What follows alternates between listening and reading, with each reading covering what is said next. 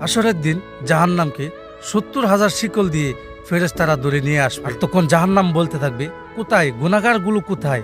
হে আল্লাহ, তাড়াতাড়ি করে গুনাহগারগুলিকে আমার পেটের মধ্যে দিয়ে দেন। তখন আল্লাহ তাআলা বলবে যে জাহান্নাম একটু অপেক্ষা করো।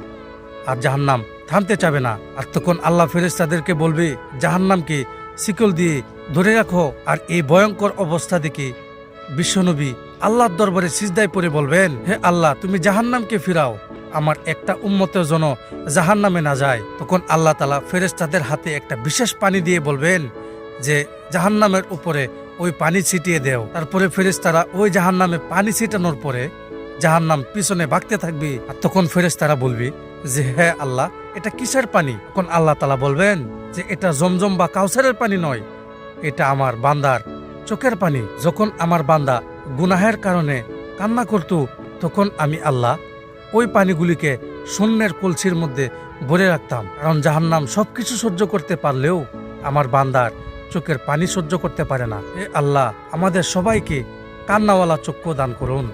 আমিন।